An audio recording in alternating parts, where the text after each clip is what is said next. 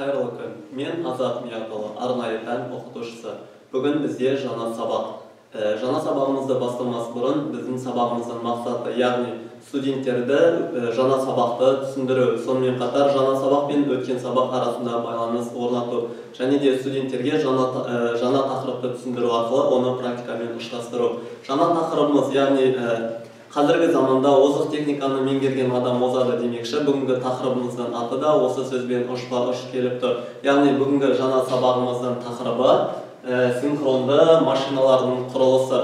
Синхронды машиналардың құрылысын бастамастан бұрын біз бүгін үлкен бір тарауды бастағалы тұрмыз. Яғни ол тарау электрлі машиналар деп аталады. Электрлі машиналармен көптеген ғалымдар айналысқан болатын, зерттеген болатын. Яғни бізде келесі слайдқа назар аударар болсақ, яғни ол Борис Семенович. Электр машинасы дегеніміз электр энергиясын механикалық энергияға түрлендіретін, немесе механикалық энергияны электр энергиясына түрлендіретін машиналар. Электр машиналары үлкен екі тарауға бөлінеді. Келесі слайдқа назар аударар болсақ, электр машиналары тұрақты ток машиналарына және де айнымалы ток машиналарына бөлінеді. Тұрақты ток машиналары олар коллекторлы болып келеді, ал айнымалы ток машиналары олар коллекторсыз.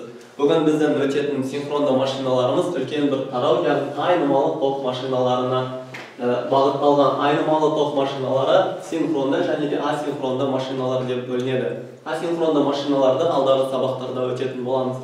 Бүгінгі тақырыбымыз синхронды машиналардың құрылысы.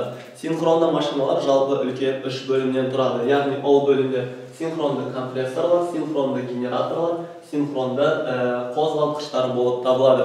Келесі слайдқа назар аударар болсақ, яғни бұл жерде синхронды генераторларға тоқталатын боламыз. Синхронды генераторлардың құрылысы осы суретте көрсетілген, яғни біріншіде орама, екіншіде якорь, үшіншіде катушка көрсетілген. Келесі слайдқа назар аударатын болсақ, синхронды машиналар.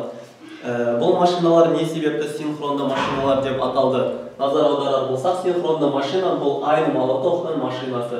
Синхронды машиналарда ротордың айналу жылдамдығы статордың айналу өрісінің жылдамдығына тең. Сол себепті бізде олар синхронды электр машиналары болып табылады. Синхронды машиналар мана атап өткеніміздей синхронды генераторлар, синхронды қозғалтқыштар және де синхронды компрессорлар болып бөлінеді. Келесі слайдқа назар аударар болсақ, синхронды машиналар қазіргі таңда ғылымның кез келген саласында, өндірісте, индустрияда қолданылып жатыр. Яғни олар авиацияда, кеме қатынастарында, сондай-ақ автоматты басқару жүйелерінде және де кішігірім датчиктерге дейін бізде синхронды машиналар қолданылады. Келесі слайдқа назар аударатын болсақ, яғни бұл жерде синхронды машиналардың құрылысы көрсетілген. Бірінші А суреті, Ә суреті және де бізде кескіні көрсетілген. А суретінде якоры қозғалмайды, яғни бұл жерде якоры тұрақты бір қалыпты жұмыс атқарады. Ә суретіне назар аударар болсақ, қозғалатын якормен, яғни бұл жерде якорь бізде қозғалушы қызметті атқарады. Мына суретке назар аударатын болсақ, мұнда біздің неден тұратын құрылысы көрсетілген, яғни бірінші суретте бұл бізде якорь, екіншіде якорьдің орамасы, үшіншіде бізде бұл полюстер болып табылады, төртінші суретте қозу орамы, және де бесінші суретте екі нені көрсетілген, яғни ол сақина және де щетка. Келесі слайдқа назар аударатын болсақ, синхронды генераторлар. Мана біз атап өткеніміздей синхронды машиналар үлкен үш топқа бөлінеді. Яғни соның екінші түрі синхронды генераторлар. Осы күнгі электр станцияларында, үлкен насостарда, турбиналарда қолданылатын синхронды машинаның түрі бұл бізде синхронды генератор болып табылады. Яғни ол айнымалы ток машинасының ең ірі машинасы болып табылады. Яғни ол қазіргі таңда Ресейде Костроманың гресінде орналасқан. Қуаты 1200 мегаваттан кернеу 24 киловаттқа дейін жетеді. Келесі слайдқа назар аударатын болсақ, синхронды қозғалтқыштар. Бізде синхронды машиналардың екінші түрі синхронды қозғалтқыштар. Синхронды қозғалтқыштар не себепті? Себебі синхронды машиналарды қозғалтқыш ретінде де қолданылады екенбіз. Себебі синхронды қозғалтқыштардың айналу жиіліктері тұрақты, сондықтан да олардың айналу жиілігін реттеуді қажет етпейтін болып табылады. Оларды металлургия заводтарында, шахталарға және де басқа да қуатты насостарды, компрессорларды үздіксіз реттейтін қызметтері арқасында оны біз синхронды қозғалтқыштар деп атаймыз. Келесі слайдқа назар аударар болсақ, синхронды машинаның жұмыс істеу принципі. Синхронды машиналар көптеген бағыттарға байланысты жұмыс жасайды. Яғни соның бірнешесіне тоқталатын болсақ, синхронды машинаның статорында 3 фазалы орама орналасқан. Осы суретте 3 түрлі фазасы көрсетілген. Роторда түйіспелі шағышы және де щетка арқылы токпен қоректенетін электромагниттер орналасқан. Машинаның қоздыратын магнит ағымын тудыратын электромагниттердің орамы бізде қоздыру орамы деп аталады. Келесі слайдқа назар аударатын болсақ, яғни бізде синхронды машиналардың үшінші түрі ол синхронды компрессорлар немесе синхронды қарымтаушылар деп те атайды. Не себепті?